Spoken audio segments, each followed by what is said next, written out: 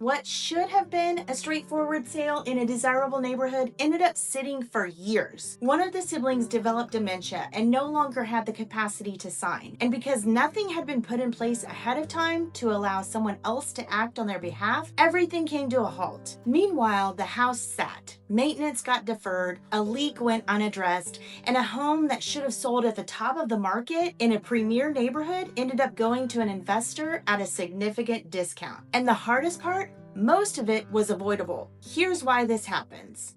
Most families assume that if they're not ready to decide yet, they can just wait. That the house will sit there unchanged until they figure things out. But that's not actually what happens. I work with families navigating inherited property across San Antonio and the Hill Country, and that kind of situation is more common than most people expect. Not because families don't care, but because nobody told them what waiting was actually doing to the property, the finances, and the options available to them. So that's what I want to walk through today. What actually happens when an inherited home sits, what it costs, and what families who navigate this well do differently.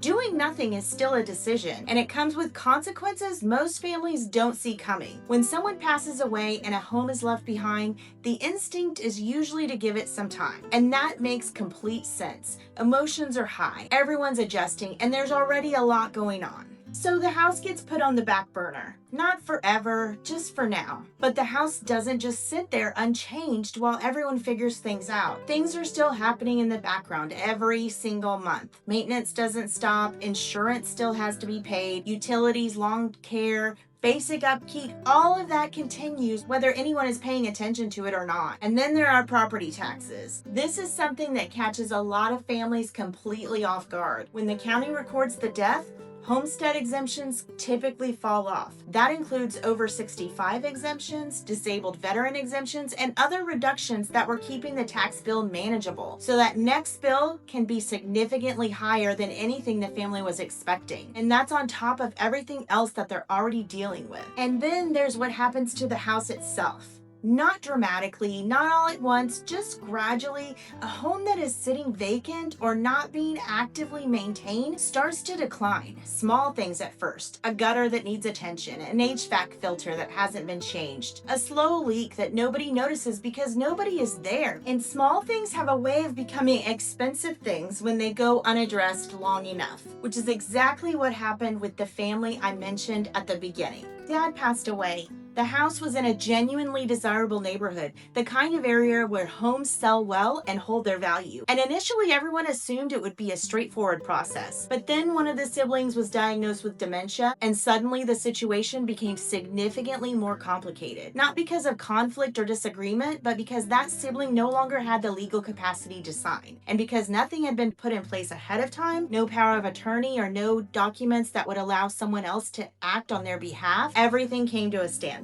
Getting legal authority to move forward took significant time. And during all of that, the house kept sitting. A leak developed. Nobody caught it quickly because nobody was checking on the property regularly. And by the time it was discovered, the damage was significant. A home that should have sold as a move-in ready property in a sought-after neighborhood ended up being priced and marketed as an investor special. The family walked away with meaningfully less than what they would have if things had moved forward earlier. I want to be really clear. Nobody in the family did anything wrong. They were grieving. They were dealing with the sibling's diagnosis on top of losing a parent. They were overwhelmed in ways that most people never have to experience at the same time. But the outcome was still different than it needed to be. The thing that made the biggest difference wasn't the market or the timing or anything about the house itself. It was the absence of a plan. This is also why certain conversations matter before they become urgent. I'm not going to turn this into a legal advice video because that's not my lane, but I will say this. The dementia piece of that story is something I see come up more than most people expect. And it's almost always a surprise when it happens because nobody thinks about what occurs when a co-heir loses capacity until they're already in the middle of it. Having certain documents in place, the kind that allow a trusted person to act on someone's behalf if they're no longer able able to isn't just an end-of-life conversation. It's a practical one, and it's worth having with the people you love before a situation like this makes it impossible. There's something else that tends to happen that catches families off guard. Once a probate case is filed in Texas, that information becomes public record, which means you may start getting phone calls, text messages, and letters from people offering to buy the property quickly, often for cash. I don't want to dismiss this entirely because there are genuinely situations where a faster sale makes sense for a family.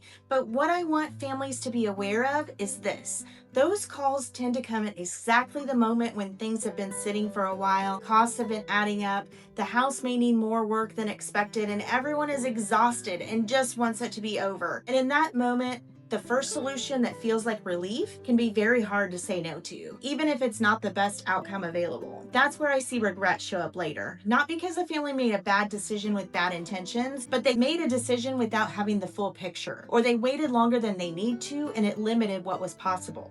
So what do the families that navigate this well actually do differently? They don't necessarily move faster, and they don't force decisions before everyone is ready, but they do one thing that changes the entire trajectory. They get clear on all their options early, not to decide everything immediately, but to understand what's actually available to them before the situation starts narrowing those options on its own. What would the home sell for in its current condition?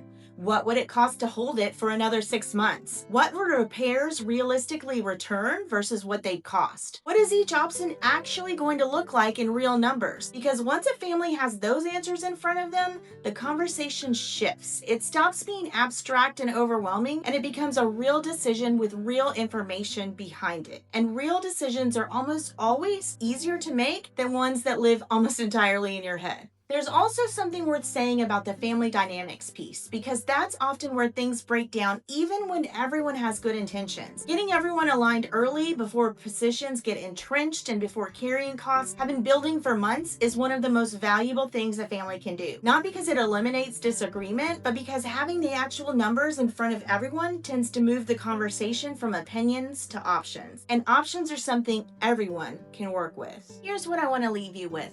Waiting isn't neutral, it's a direction. And the longer an inherited home sits without a plan, the more variables start coming into play. Costs increase, condition changes, options narrow, and the decision that could have been made thoughtfully from a place of clarity ends up getting made reactively from a place of pressure. The families who feel best about how this transition went aren't the ones that feel rushed. They're the ones that got clear early enough that they still had room to make a good decision. If you're in that place right now where the house is just sitting and you're not quite sure what the next step looks like, that's usually the right moment to start the conversation. Not to decide anything today, just to understand what exactly you're working with. Because once you have that clarity, the path forward almost always becomes a lot easier to see. If you haven't watched my video on what actually happens during the probate process in Texas, that's a good place to start. It walks through the whole thing in plain practical terms and picks up right where this one leaves off. And if you're in the San Antonio area and trying to figure out what to do with an inherited home, I'm always happy to talk through it with you. You don't have to have it all figured out. You just don't want to wait so long that the situation starts figuring it out